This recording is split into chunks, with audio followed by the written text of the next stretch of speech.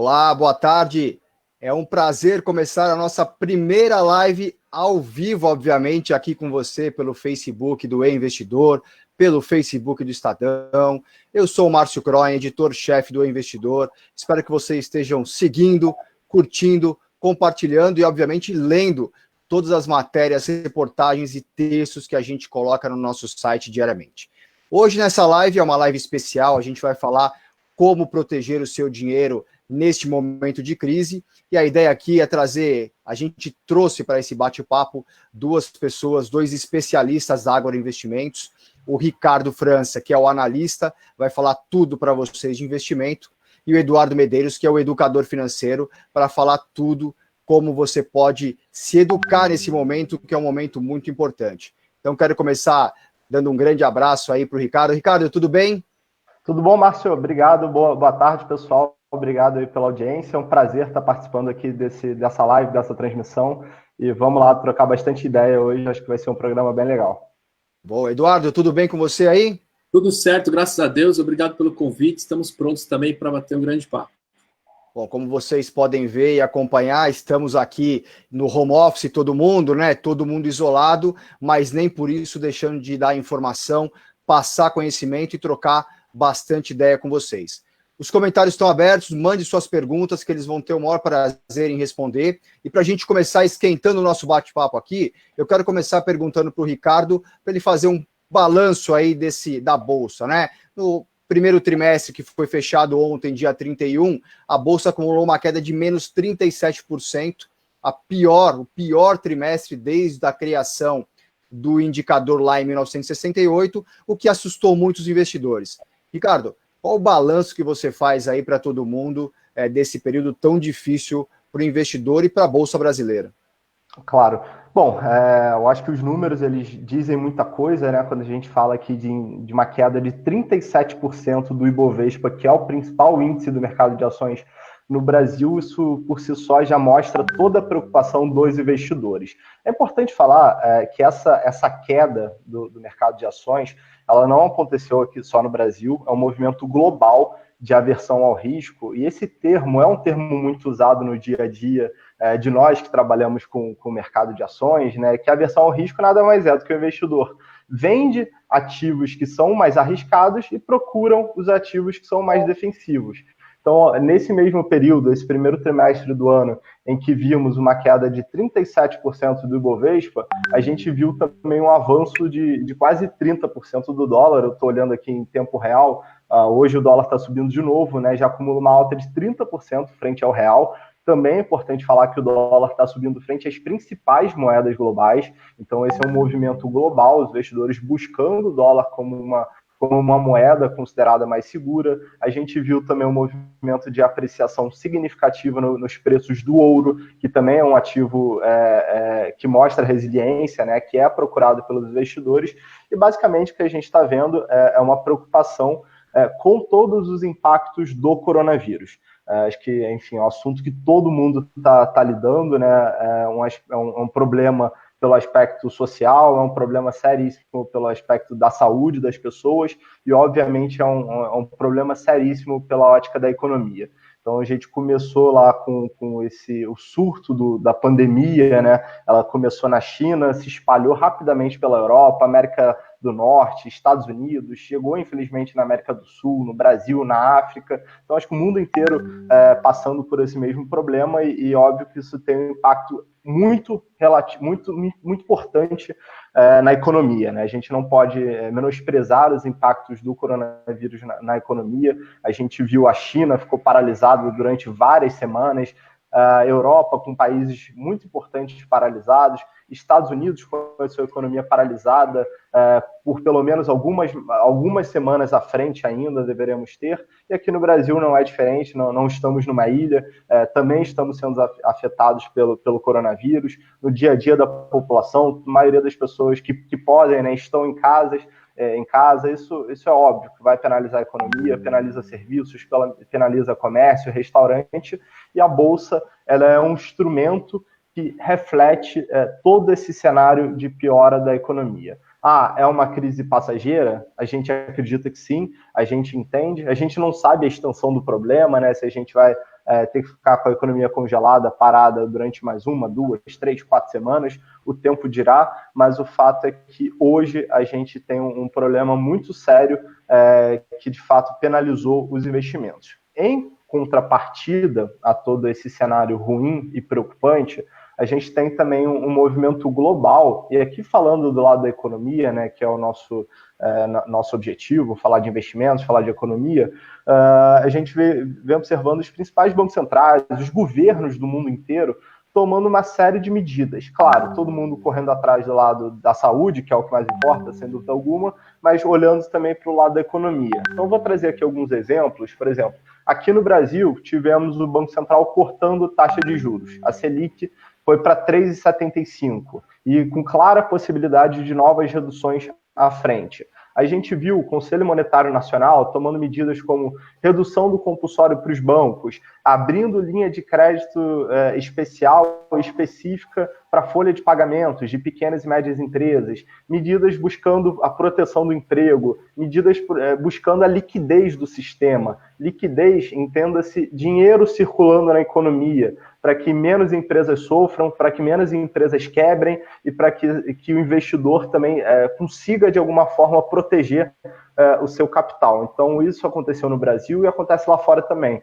Na última semana de março, o governo americano anunciou um pacote de aproximadamente 2 trilhões de dólares, é isso mesmo, 2 trilhões de dólares, que é exatamente para botar dinheiro circulando, para minimizar os impactos. Agora, é importante falar, assim, infelizmente, corte de Selic é uma medida válida para a economia, linha de crédito é uma medida válida, mas ela não vai resolver o problema, que é um problema de saúde, né? Infelizmente, Selic não vai atacar o vírus, mas lá na frente, quando a pandemia estiver sob controle, isso vai ajudar na recuperação das economias. Então, vale para o mundo e vale também para o Brasil. Lá na frente, a gente vai ter um ambiente mais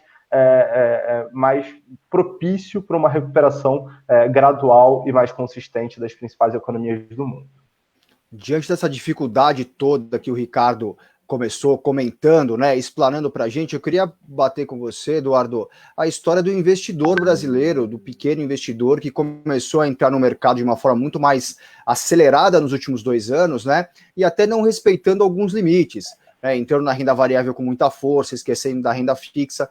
Qual é a avaliação que você faz desses 2 anos e agora da dificuldade do momento em que muita gente foi pega de surpresa, obviamente, pela pandemia, mas também com a característica dos seus investimentos? Então, Márcio, imagina você que a gente já entrava num cenário aqui de Brasil com aproximadamente aí 65% das famílias brasileiras endividadas, agora em janeiro de 2020, e a gente tem grandes estatísticas também de desemprego, né, e cada dia tem aumentado mais. Você imagina que nos últimos 2 anos se falou muito no Brasil de investimento e as pessoas entravam, de fato, buscando aí melhores condições para colocarem as suas rendas e investirem o seu dinheiro. Mas eles pulavam uma etapa que era muito importante, justamente, que era da educação financeira. Então, assim, eu tenho muitos casos, muitos relatos de amigos meus, de pessoas conhecidas que vinham me perguntar, por exemplo, como é que eu faço para investir na ação tal, ou como eu faço para abrir a conta numa corretora ou investir num papel extremamente volátil e com um nível de risco tão alto. E eu falava, mas você já é educado financeiramente? Então essa é a pergunta básica do educador financeiro, se a pessoa tem, de fato, esse conhecimento das suas finanças pessoais, de como ele tem se organizado financeiramente falando, e a gente percebeu que as pessoas que entravam para o mercado de investimento, principalmente essas novas, elas ignoravam um pouco essa questão, e até a gente tem falado nas nossas palestras, nos nossos treinamentos, com o Fernando, que também é um grande parceiro nosso aí de trabalho, que deve estar nos assistindo agora, e ele tem comentado, né, por exemplo, em 2019, tudo que o investidor colocou deu certo. Então, foram títulos públicos, davam certo, e aí nós vimos aí, no final do ano, a declaração da morte da renda fixa, né, e o educador financeiro ficava meio apavorado, porque onde é que o cliente vai depositar as suas reservas estratégicas ou reservas de emergência, se não forem algo mais seguro e conservador, né? Você declara a morte da renda fixa. No nosso linguajar financeiro, a gente até entende o que isso significa, mas para o investidor iniciante, ele queria começar já no seu primeiro degrau, no nível mais alto de volatilidade no mercado de renda variável. Então, tudo que ele investiu deu certo. Fundos imobiliários, fundos diversos, a própria bolsa em relação a vários ativos que eram recomendados, e agora chegou nesse cenário onde a crise pegou todas as famílias, né? A gente fala aí de uma crise que envolve a área da saúde e não tem a escolha pela capacidade patrimonial, né? Ela pode pegar aí o rico, o pobre, e a gente entende que nesse momento o pobre acaba sofrendo um pouco mais por conta de não ter essa capacidade de ter uma reserva. Mas a gente observou, nesses últimos tempos, as pessoas investindo sem esse prévio conhecimento da educação financeira, que é a nossa praia. Agora é momento de, mais do que nunca, organizar as finanças e falar de educação financeira. É isso mesmo. Bom, para você que está entrando agora na live do Investidor, a gente está falando aqui sobre como proteger o seu dinheiro neste momento de crise. Eu sou o Márcio Croin, editor-chefe do Investidor. Ao meu lado aqui, ou nas outras celas, o Ricardo França, analista da Ágora Investimentos, que fala bastante sobre investimentos. E, obviamente, o Eduardo Medeiros, que é o educador financeiro, para falar um pouco sobre finanças pessoais nesse momento de crise. Então, você, por favor, que está participando, mande sua pergunta, mande suas dúvidas para a gente dividir com os nossos especialistas aqui. E, Eduardo, eu quero aproveitar o gancho que você falou da morte da renda fixa. Muita gente falou sobre isso, obviamente, no ano passado, por conta da Selic, que estava em 10%, 14% há uns anos atrás, e hoje em 3,75%, como o Ricardo lembrou lá no começo da nossa conversa. Obviamente que não existe uma morte da renda fixa, porque a renda fixa é um colchão importante para todo mundo garantir a liquidez. Queria que você explicasse para as pessoas essa importância e por que ela não pode ficar de fora de qualquer carteira. Dentro do linguajar aqui que a gente fala do mercado financeiro, né, nós observamos, principalmente com a queda da taxa Selic, que estava aí alguns anos atrás a 14,25%, um investidor que se posicionava na renda fixa, principalmente baseado aí nas taxas Selic, na taxa Selic, quando a gente fala em renda fixa, ele tinha naturalmente, sem fazer muito esforço, uma rentabilidade boa, né? Como a gente pode dizer assim, confortável. E com a queda da taxa de juros, esses investimentos não acompanharam, de fato, essa rentabilidade esperada quando a gente fala de renda fixa. Houve a necessidade dos investidores aprenderem novas alternativas e saírem um pouco da renda fixa para partir para a renda variável. Então, quando a gente fala dessa morte da renda fixa que nós ouvimos tanto, principalmente das casas de investimento que queriam angariar clientes, isso é uma coisa natural, até por essa questão educacional de estimular o investidor a dar um passo a mais, né, em termos, inclusive, da sua formação ou do seu conhecimento em termos de finanças. E aí a gente observa que, nesse atual cenário, com a taxa de juros baixa, eu preciso mesmo encontrar uma nova fonte. Mas, para a educação financeira, a renda fixa e esses investimentos que são mais seguros, ela é fundamental justamente para que o investidor passe por esses períodos aí que a gente chama de tribulações financeiras, porque a crise vem. Imagina uma pessoa, o Ricardo falou aí há pouco, imagina uma pessoa que tinha um patrimônio financeiro que ele conseguiu angariar ao longo dos anos, e ele está todo posicionado em renda variável, e ele viu em um mês esse seu patrimônio reduzir 30%, 40%, dependendo dos ativos que ele estava posicionado. Você imagina se esse cliente não tem um portfólio de investimento diversificado, onde ele tem uma boa parte dos seus investimentos em renda fixa ou algo mais seguro, ele viu esse patrimônio dele praticamente derretendo, né, junto com as bolsas. E olha só, o educador financeiro, né, quando a gente fala de educação financeira, a gente fala também dessa questão da saúde, não só do bolso, mas da saúde emocional, né, da saúde física também, né, da saúde financeira. Então, nós temos vivido agora uma crise que começou com essa saúde física, mas a gente já percebe, principalmente para o investidor, que abalou a saúde financeira, e essa, né, segundo aí as declarações, inclusive, oficiais de Paulo Guedes, nós viveremos uma segunda onda onde nós seremos abalados pela questão econômica, com certeza, então nós estamos vivendo isso. Foi um abalo na saúde física, o próximo abalo vai ser essa saúde econômica, e para quem não consegue digerir tudo isso, com certeza esse emocional será bastante abalado. A educação financeira pode ajudar nesse sentido. Bem bacana, bem bacana. E aproveitando, Ricardo, quais são os produtos, né, de renda fixa? Né? Tem uma pergunta que vem aqui de quem está nos assistindo. O que é compreendido como renda fixa?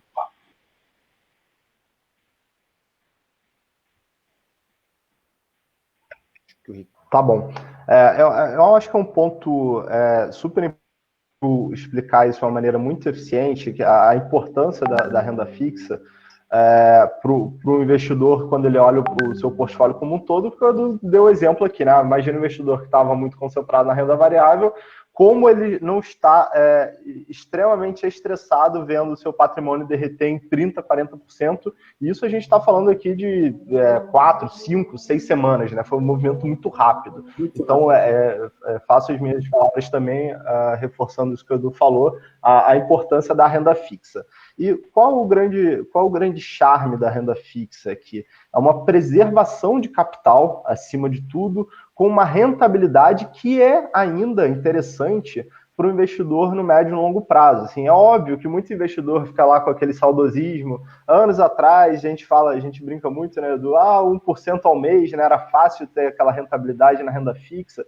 Isso ficou para trás, né, gente? Isso ficou para trás. Agora, um ponto que é importante, as pessoas também muitas vezes não consideram, lá naquela época, em vários momentos, quando a gente tinha uma Selic de 14%, até acima disso, a gente tinha 1% de retorno. Será que o investidor ele fazia a seguinte pergunta: é um retorno real?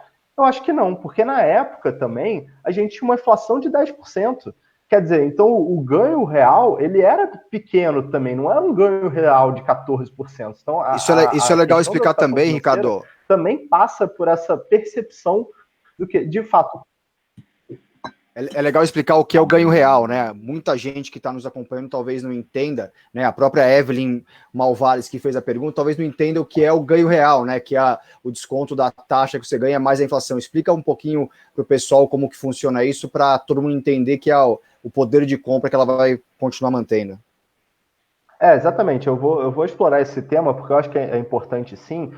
A inflação nada mais é do que a variação dos preços. Cada um, né, tem uma inflação particular, porque, vamos supor, quem tem filho matriculado num colégio, pode ser que tenha uma parte relevante do seu orçamento atrelada ao preço daquela mensalidade. Se a mensalidade de um ano para o outro ela sobe de 5%, 10%, 15%, você tem um aumento dos seus gastos. A inflação ela varia de pessoa para pessoa, mas existe um componente que é uma inflação oficial. Então, entra serviços, entra produtos, comércio, etc. E existe essa cesta, né? O IPCA é a inflação, mas cada um tem também a sua inflação do dia a dia, né? Que são os gastos. Qual é a maior parcela do seu orçamento? É para pagar colégio, é para pagar serviço, é para pagar viagem, cada um tem o seu perfil de gastos.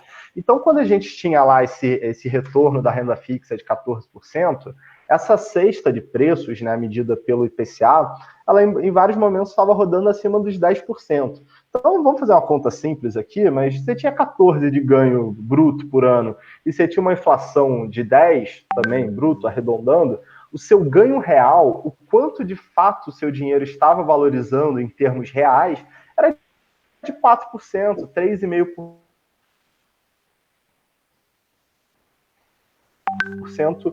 No ano. Então, existia uma sensação, mas que na verdade não acontecia, né? Porque você tinha que descontar a inflação. Isso também vale para os dias atuais, né? Porque hoje a Selic ela está num patamar muito mais baixo, mas a inflação também ela está num patamar muito mais baixo. Hoje a gente vê uma inflação rodando abaixo de 2,5%, 3%. Então, o ganho real, que é o que o investidor deve ficar atento, ele ainda oferece um nível de retorno interessante, tá? Então, por isso que não dá para decretar a morte da renda fixa, muito pelo contrário. Eu acho que não dava para decretar quando a gente tinha um momento muito favorável para a Bolsa.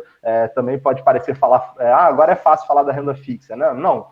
Em todos os momentos, repetindo, nas nossas recomendações de portfólio, a gente sempre tinha recomendação de renda fixa, mesmo no auge do entusiasmo com bolsa, mesmo no momento de estresse de bolsa. Então, é importante essa questão da diversificação. E respondendo mais diretamente à pergunta, a renda fixa ela pode ser atrelada a títulos públicos, que é o popular Tesouro Direto. Ela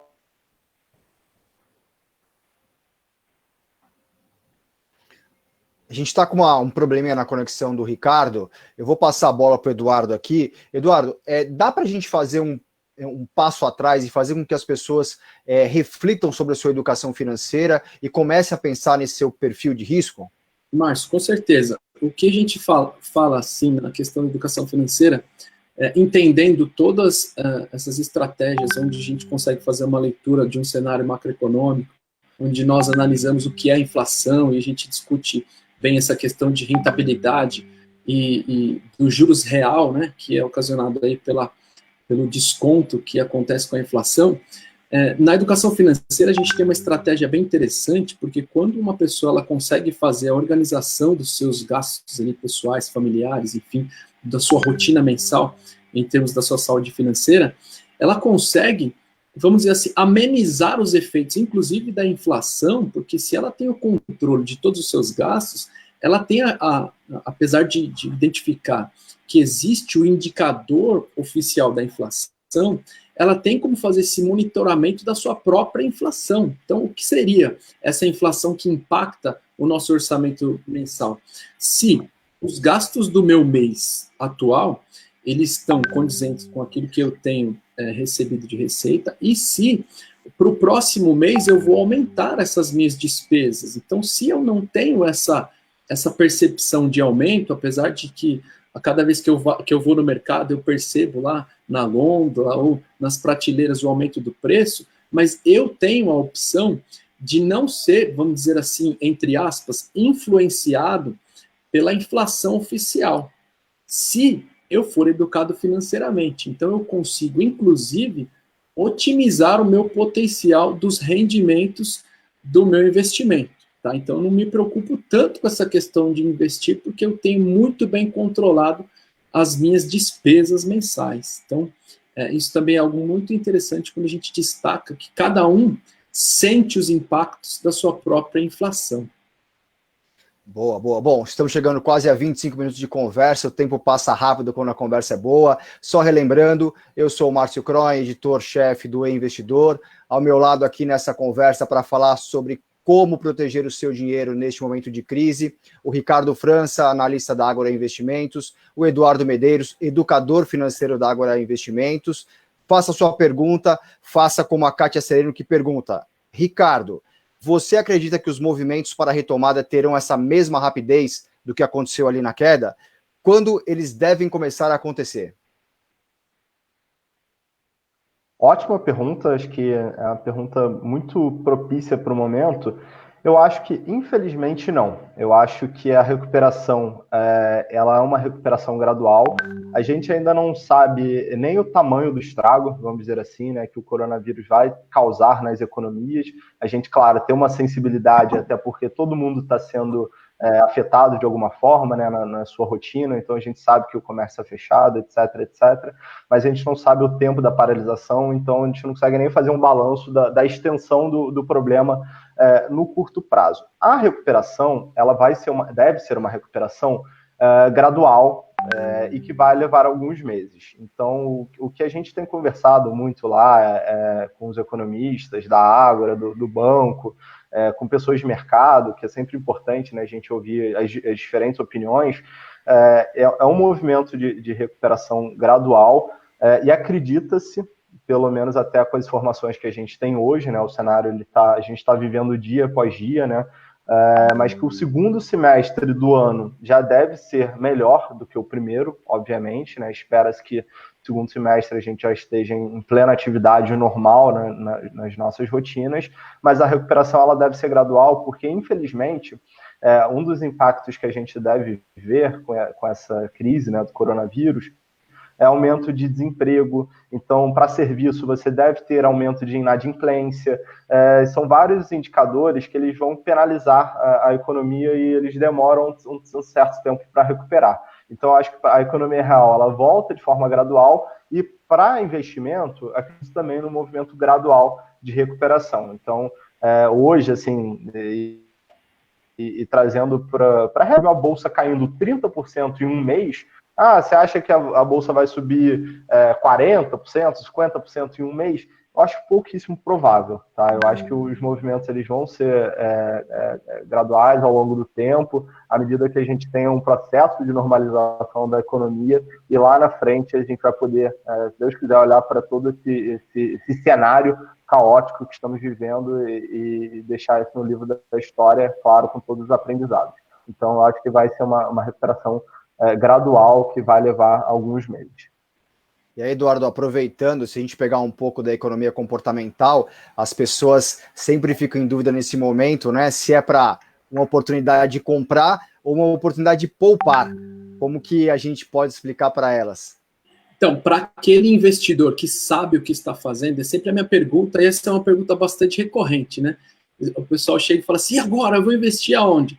Eu falo, tudo vai depender do conhecimento que você tem nesse mercado. Se você tem o conhecimento, principalmente para esses momentos estratégicos onde o mercado tem uma queda, é interessante você seguir uma boa recomendação de uma casa de investimento e você saiba de fato o que está fazendo, sempre de acordo com o seu perfil de investidor. Se você não sabe, não tem ideia ou estava investindo, assim como alguns investidores estavam aí no ano passado, que seguiam qualquer recomendação, né? Fala assim, eu fiquei sabendo num churrasco de final de semana, porque o meu cunhado falou que era legal investir nisso aqui, então eu fui lá e investi sem saber o que fazer. Esse é o momento de você tomar bastante cuidado. A poupança, não poupança efetivamente, né, o produto poupança, mas sempre você ter esse olhar poupador, sempre vai blindar um pouco o seu fluxo financeiro mensal de dinheiro. Então, se você sabe o que está fazendo, se você segue boas recomendações de uma casa de investimento, você pode sim ter essa flexibilidade, falar, não é o meu momento. Por isso que a gente insiste bastante que a educação financeira, o Márcio, assim, para a grande maioria dos brasileiros, não é um assunto comum, ou não é um assunto que se discute em casa. Eu conheço muitas famílias que, por exemplo, não é um assunto familiar, então eu moro na minha casa com várias pessoas e um sabe como é que funciona o fluxo financeiro da casa, né? Quem paga o quê, ou eu não conheço qual é o sonho familiar de nós irmos para uma única direção. Então, pensar nisso nesse momento é bem importante. Por quê? É momento de enxugar, é momento de não pensar em gastos exagerados, é momento mesmo de pensar nas necessidades básicas. Para aquele que tem a possibilidade de investir, essa dica que eu falei é super importante. Buscar uma boa recomendação, dependendo do seu perfil de investidor e se você sabe ou não o que está fazendo. Não é possível aceitar qualquer recomendação. Então, a gente fala bastante, quando o assunto é em onde investir, a gente fala muito dessa questão. Você sabe o que está fazendo, tem essa experiência, então acho que essa dica é super válida para esse momento. Nesse momento que as pessoas estão em casa, em família, né, por conta desse isolamento todo, praticar esse exercício de colocar a educação financeira na mesa, explicar de onde vem o dinheiro, como o dinheiro sai, quais são os custos fixos que essa família tem, e é o momento de cortar, como você falou, Eduardo. Essa hora a pessoa tem que chegar e falar, cara, sabe aquela balinha que todo dia sai e você não imagina que ela está fazendo diferença por um dinheiro que você pode investir num sonho seu, que provavelmente é uma viagem, né, que é um momento, né, de lazer, essa balinha que não está deixando. Então, aproveitar esse momento para fazer isso é um momento super importante. Então, Márcio, aproveito... completa. Imagina, completa. Mas dá para a gente entender que existe uma grande diferença, né? Então, assim, tem um investidor que sabe muito bem o que está fazendo e ele segue um outro nível de recomendação e tem aquela pessoa que, e agora, eu descobri que eu não era investidor, né? Então, isso é um momento de revelações, até para as famílias, né? Porque tudo que eu colocava dava certo, agora não. Então, é um momento bem legal para a galera aprender, para o pessoal se especializar, aproveitando esse gancho que você falou, o pessoal está em casa para fazer um curso de educação financeira, entender um pouco mais de economia, entender os princípios básicos que regem essa macroeconomia, tanto quando a gente fala de cenário global quanto de cenário doméstico. Quando a gente fala, por exemplo, das famílias serem educadas financeiramente, não era comum no Brasil falar de educação financeira e por exemplo, agora, de 2019 para 2020, já é uma matéria obrigatória nas escolas, que veio através aí da Base Nacional Comum Curricular. A educação financeira, ela virou uma matéria obrigatória na escola, então a gente já percebe a moçadinha em casa trazendo exercícios de educação financeira para fazer junto com a família, coisa que não era tão divulgado e ficava restrito a um grupo de pessoas muito pequeno, quando a gente fala olhando para o Brasil todo. Tá? Então, esse é o momento do Brasil aprender a se organizar financeiramente. Quero mandar um abraço para todo mundo. A gente está com várias perguntas aqui. Isso é muito bacana, essa interação com vocês. Fernando Machado diz para a gente que é uma excelente conversa. Ele está assistindo com a esposa dele e ele quer saber se ainda podemos acreditar num Ibovespa acima dos 100 mil pontos em 2019. Ricardo, acho que essa é com você, hein? 2020. Oh, 2020, é isso aí. 2020. É isso aí, 2020. Olha, acima dos 100 mil pontos, né? Eu lembro que o Ibovespa em janeiro passado agora chegou a 119, que foi a máxima histórica. Eu acho difícil, assim, sendo bem sincero, eu acho difícil a gente ter, porque a recuperação, como eu falei na resposta anterior, deve ser uma resposta gradual. Então, eu acredito que o Ibovespa, no final do ano, ele vai estar negociando acima do patamar atual. Hoje a Bolsa está ali próxima à região dos 70 mil pontos. Então, sim, eu acredito no movimento de ganho de valor ao longo dos próximos meses. Não dá para saber ainda se a gente já passou o pior do estresse, né? Porque a gente está vivendo dia após dia. Então, a Bolsa, um fato é que ela vai continuar muito volátil. Eu acredito que no final do ano a gente vai estar negociando um nível de preço acima do atual, mas os 100 mil pontos, 120, assim, ele já ficou uma região um pouco mais distante para o cenário atual. E só lembrando, pessoal, Bolsa, ela nada mais é do que um instrumento que, de certo modo, você reflete lucro das empresas e expectativa de lucro. Então, trazendo isso para a nossa economia, para o nosso dia a dia, período pré-coronavírus, havia uma expectativa que o PIB brasileiro, que a economia brasileira, ia crescer acima de 2% em 2020, tá? Agora, com o coronavírus, a gente já está falando de uma queda do PIB. Então, se vai ser uma queda de 0,5%, de 1%, o tempo vai nos dizer. Então, é óbvio que isso vai se refletir também na capacidade das empresas gerarem lucro, né? Agora, a gente está vendo aí uma série de empresas paradas. Basicamente, não entra R$1 de receita e o custo está ali, né? Você tem custos de condomínio, etc, etc. Então, infelizmente, a gente vai ter um impacto no crescimento de lucro das empresas. Então, esse movimento de apreciação mais consistente da Bolsa, eu acho que ele foi, pelo menos, adiado alguns meses, tá? Isso é importante falar, né, sobre essa revisão econômica. Ontem, por exemplo, a gente publicou lá no Investidor o cenário econômico que o Bradesco, a equipe do Fernando Honorato, do economista, passou para a gente. É uma queda de 4,5% do PIB no segundo trimestre, uma queda bem forte, justamente por essa parada de atividade que o Ricardo está falando. E para o ano a projeção é de uma retração aí de 1%, né? Então, lá atrás, lá no ano passado, a gente estava falando de uma expansão da economia, mesmo que gradual da economia, a gente teria uma expansão esse ano que faria o Ibovespa, né, cumprir aqueles 130, 140 mil pontos que algumas casas projetaram. Agora a conta é diferente. Então, todo mundo tem que se readequar a esse novo cenário. E aí, aproveitando, Ricardo, o Carlos Alberto Ribeiro pergunta, então, qual seria o melhor investimento neste momento? Assim, não querendo deixar a resposta em aberto, mas eu acho que seria até uma total irresponsabilidade eu falar de um produto de investimento que eu não conheço o perfil do investidor.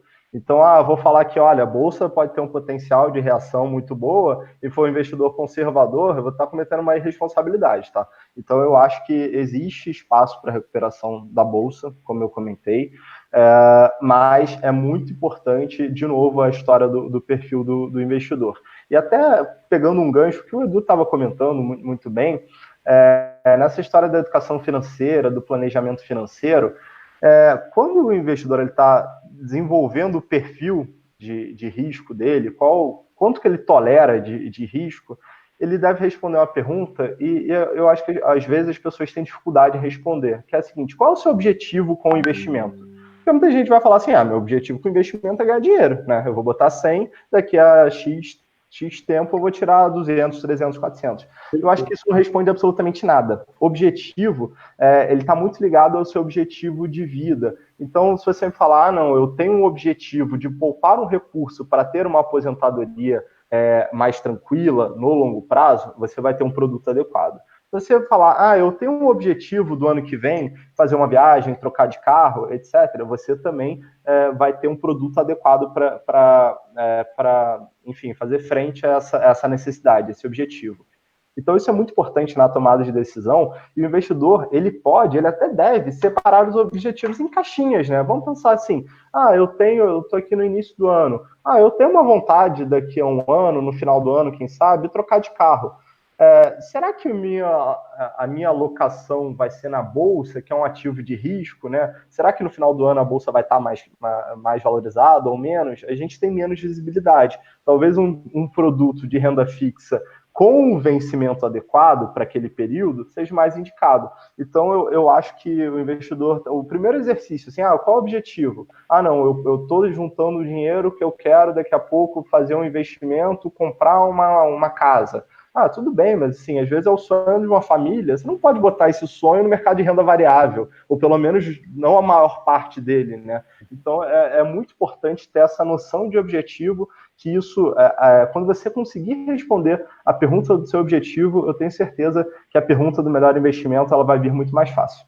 Edu, quer complementar? Os investimentos tentam descobrir, né? Fazendo perguntas simples do dia a dia do cliente. Se você vê a pergunta de um API, por exemplo, ela envolve essa questão do qual horizonte de investimento que esse cliente tem, cruzando informações com o seu objetivo. Na educação financeira, a gente fala, você tem que carimbar o dinheiro, né?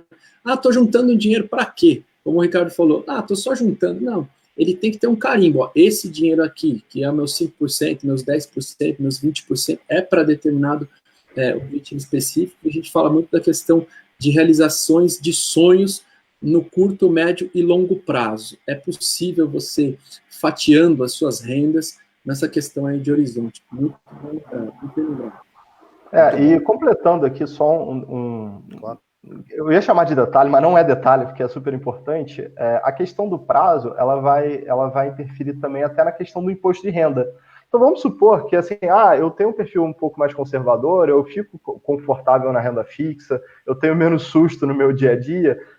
Aí você, de repente, está montando um investimento para longo prazo, para complementar a aposentadoria, e de repente está num produto com vencimento de 1 ano. Então você talvez esteja pagando um imposto de renda mais alto, sendo que não é o seu objetivo. O seu objetivo é ficar com esse investimento no longo prazo. Então notem como várias respostas várias perguntas e respostas devem ser feitas antes da tomada de decisão, porque você pode estar num produto errado, num prazo errado, e deixando dinheiro na mesa, deixando dinheiro de imposto de renda, que poderia estar gerando mais dinheiro lá na frente, né?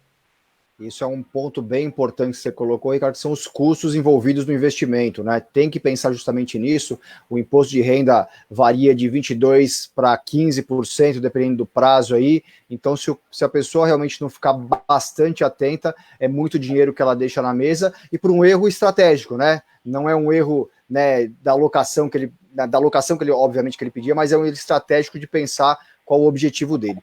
E aí eu vou pegar a pergunta do Valmir Ambrosinho aqui, um abraço para o Valmir aí que está nos acompanhando, e acho que é uma bola dividida entre vocês dois, tá? Acho que dá para vocês complementarem, porque parte é educação financeira e parte, obviamente, aí é investimentos, né? Em janeiro, o Valmir investiu em um fundo de ações de construção civil e tecnologia. Esses fundos só estão caindo nesse momento. Qual é o melhor caminho para ele? Resgatar e assumir a perda ou aguardar a recuperação?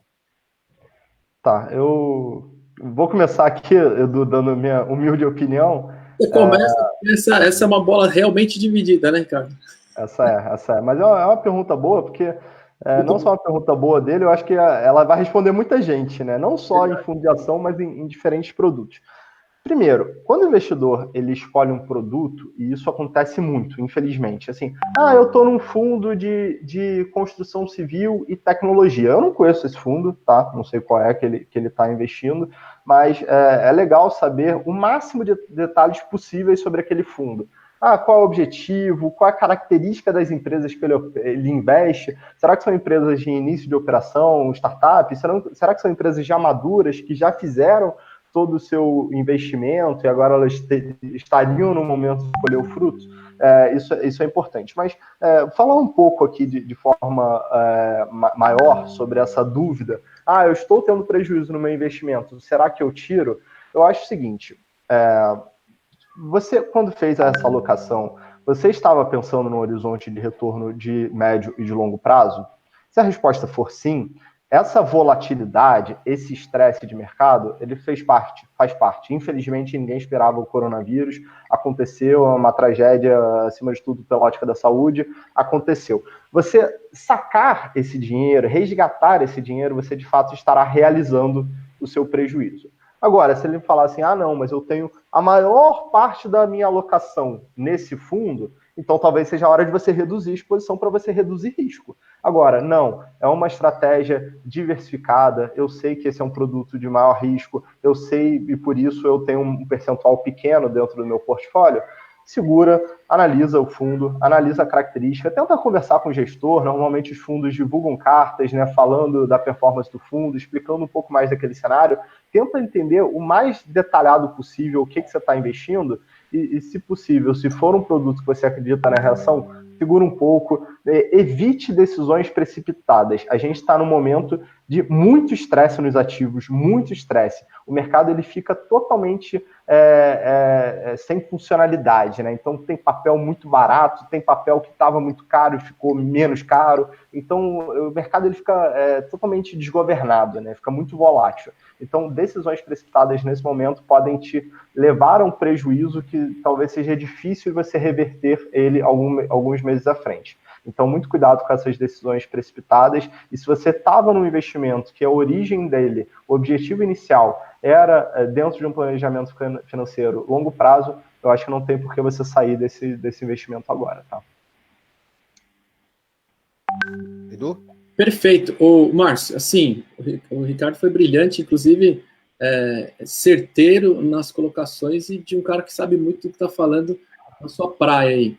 E só um exemplo básico, né? Eu tenho muito pequeno investidor que está começando na bolsa e que vem me perguntar. Então, por exemplo, eu comprei uma ação aqui e agora eu estou vendo que o negócio está ruindo, o que eu faço? Eu falo, se você soube o que estava fazendo no momento da sua compra, então é momento de você não fazer nada. Mas se você não sabe, dependendo do caso, é melhor você sair dessa posição. Um exemplo bem rápido, assim, até conhecido meu, ele fez uma compra e pagou custos lá de corretagem, enfim.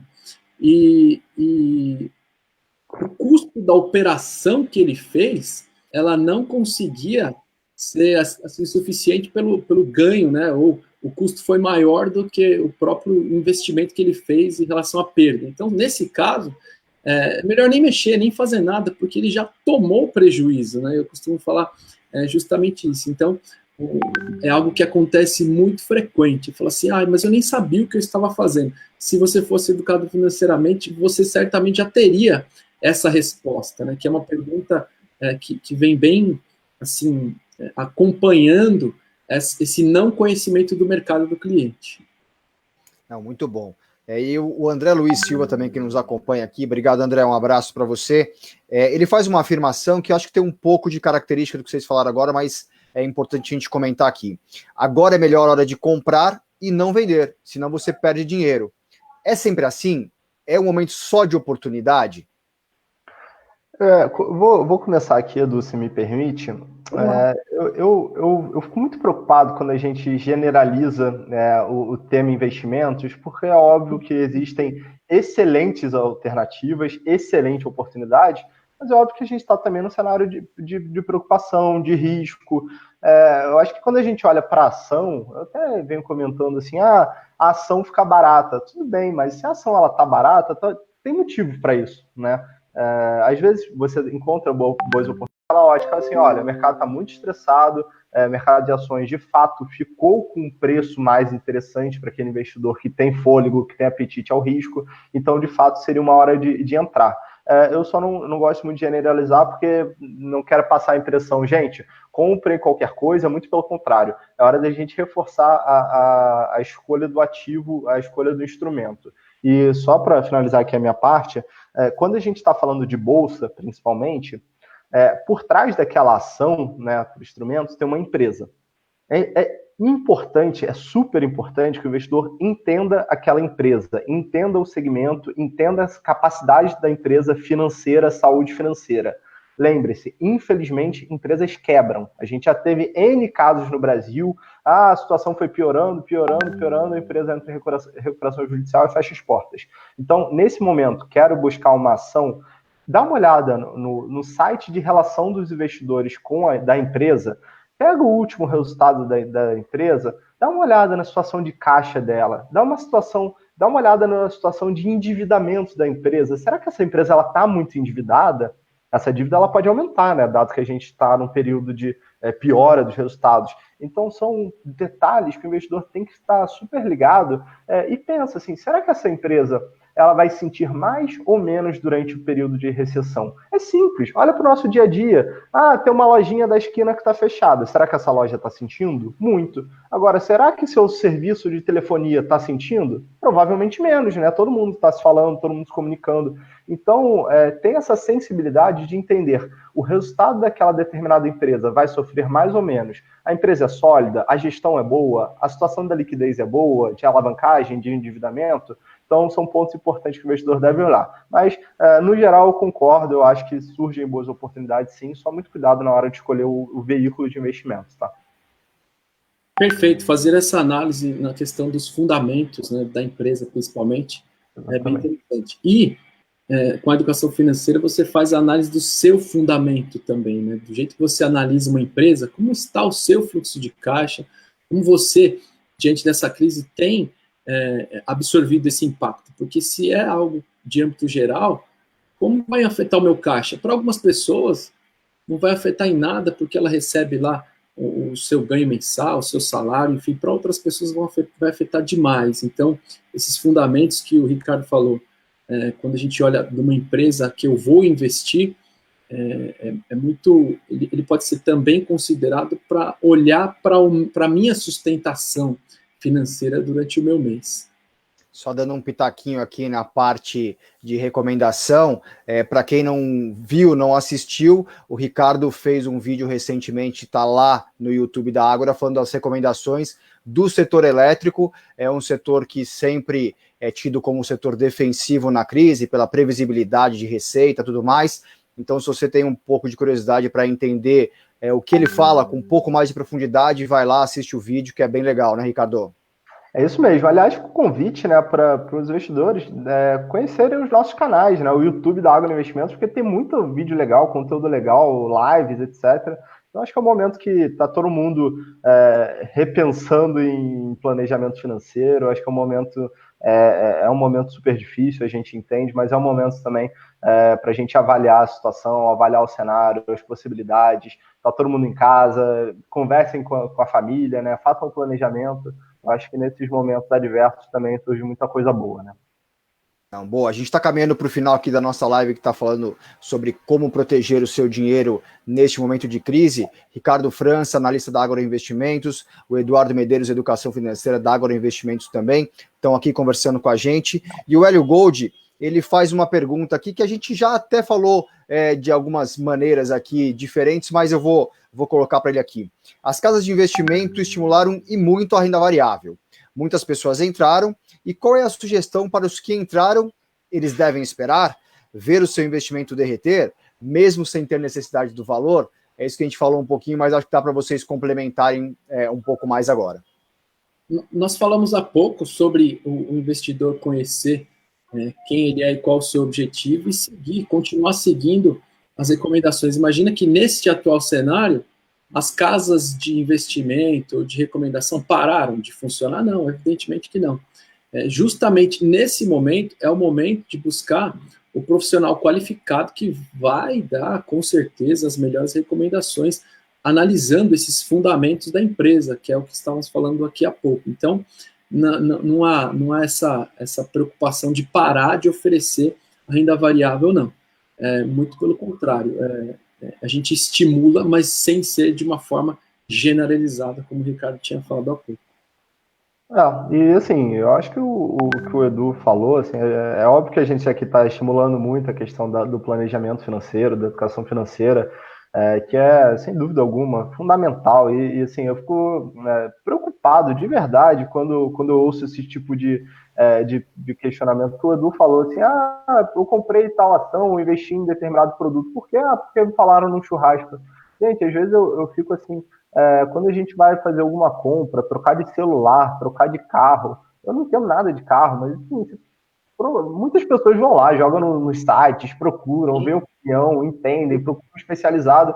Às vezes, quando a pessoa vai investir, eu não vejo um envolvimento tão grande. Então, a gente está falando do dia da vida da pessoa. A pessoa trabalha dia a dia ali, corre atrás e às vezes negligencia o investimento. Pelo amor de Deus, aqui eu já estou fugindo da pergunta, tá? De forma alguma eu estou falando isso em resposta, mas é porque me veio isso à cabeça. Então, mais uma vez, a importância do planejamento financeiro e mais uma vez também, a gente, que somos profissionais da Ágora, a gente coloca a casa de investimentos, a Ágora, totalmente à disposição, porque a gente entende que essa tomada de decisão não é fácil e é para isso que a gente está lá, exatamente auxiliá-los na tomada de decisão e ser mais assertivo possível. E só resumindo aqui agora a resposta para o nosso ouvinte, eu acho que quem entrou em renda variável, se tem fôlego para aguentar essa turbulência e, de fato, ser um objetivo de longo prazo, eu não acho que seja a hora de vender.